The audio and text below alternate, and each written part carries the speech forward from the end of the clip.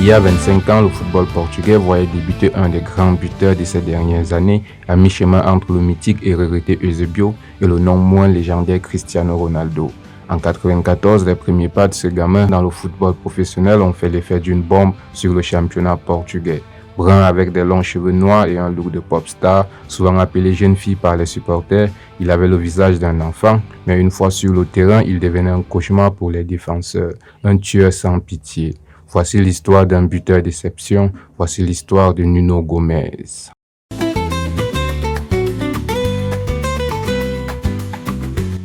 Nous sommes en l'an 2000 et se dispute alors en Belgique et aux Pays-Bas la 11e édition de la prestigieuse Coupe d'Europe. Des noms célèbres comme Zinedine Zidane, Luis Figo, Francesco Totti ou encore Raúl González sont au meilleur de leur niveau et brillent dans un tournoi passionnant fait de matchs de grande qualité et de rebondissements inattendus. Mais la révélation de cet Euro est portugaise et s'appelle Nuno Miguel Soares Pereira Ribeiro, alias Nuno Gomes. Grâce à ses buts, le Portugal atteint pour la première fois de son histoire les demi-finales d'une compétition majeure.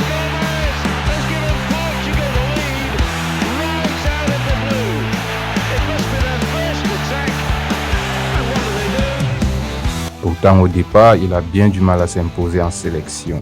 Né à Amarante, un district de Porto dans le nord du pays, le jeune Nuno commence au football à 7 ans dans le club de la ville avant de rejoindre l'AS Panteras de Boavista 7 ans plus tard à 14 ans.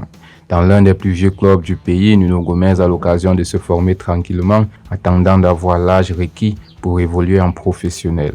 À 18 ans, il est enfin lancé dans le grand bain en première division avec Boavista. Titulaire indiscutable à la pointe de l'attaque des Panteras aux côtés de Jimmy Floyd pendant 3 saisons, le jeune Nuno Gomes fait trembler les filets à de nombreuses reprises et permet au club de remporter la Coupe du Portugal en 1997.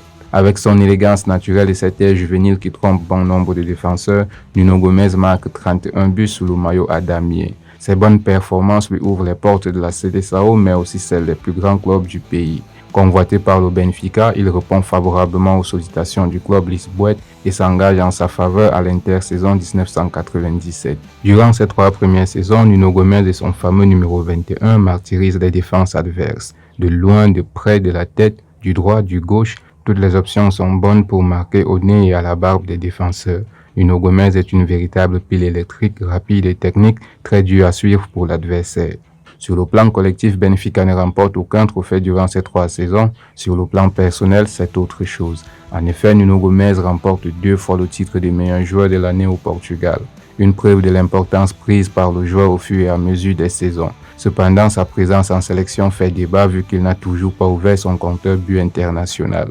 En dépit de son inefficacité, il est tout de même sélectionné pour l'Euro 2000. Remplaçant en début du tournoi, il profite de la blessure de Sapinto pour enfin briller. Il se montrera diabolique en inscrivant 4 buts dans la compétition, se dévoilant à la face du monde.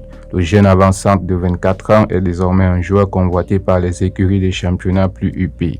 Après avoir marqué but sur but avec le Benfica et la confirmation d'un talent certain à l'Euro, l'heure est venue de chercher gloire et fortune. À 24 ans, Nuno Gomes rejoint les Mauves de la Fiorentina en Serie A pour 17 millions d'euros. Au sein d'une équipe où les têtes les plus connues étaient l'international italien Francesco Toldo, l'ancien de la Juventus Angelo Di Livio, le buteur Enrico Chiesa et surtout son compatriote Rui Costa, le joueur portugais passe un séjour plutôt compliqué. Là où l'adaptation aurait pu être facile, les performances de Nuno Gomes prouvent le contraire. Dans un championnat italien difficile, physique avec des défenseurs solides et rudes, il est difficile de sortir du lot. Le collectif de la Fiorentina réussit tout de même à s'adjuger la Coupe d'Italie lors de sa première saison et Nuno Gomes inscrit une dizaine de buts. La suite est moins glorieuse pour la Fiorentina qui est reléguée en 2e division au terme de la saison 2002. Un goût quelque peu amer pour Nuno Gomes qui vit une première expérience compliquée à l'étranger dans un club en perdition. Après cette expérience italienne quelque peu mitigée, le retour Bercail s'avère être la meilleure option pour Nuno Gomes.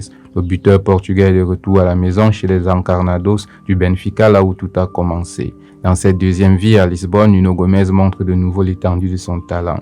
9 saisons durant lesquelles l'attaquant continue à marquer et d'empiler les titres.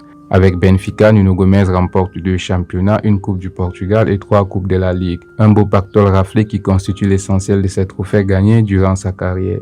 Une période dorée aussi bien pour le Benfica que pour Nuno Gomes, buteur compulsif. Après 9 saisons à Benfica où il marque à vie l'histoire du club, Nuno Gomes part pour Braga. À 34 ans, il montre de belles choses dans le nord du Portugal, mais rien de transcendant. Si le leadership et le sens du but sont toujours là, le corps ne suit plus et Nuno Gomes a du mal à enchaîner les échéances. Un an après son arrivée, il quitte Braga pour tenter une dernière aventure en Angleterre chez les Blackburn Rovers.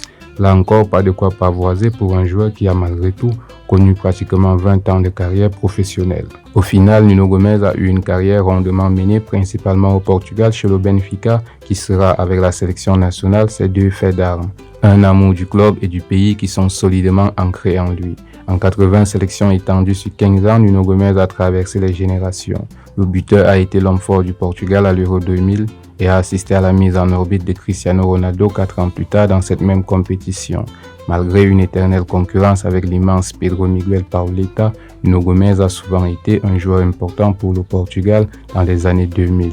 Une élégance et une vision des choses à son image, en douceur mais avec détermination. Nuno Gomes restera pour tous les Portugais un joueur marquant et atypique, facilement reconnaissable par sa gueule d'ange, sa coupe de cheveux soyeuse et son mythique numéro 21.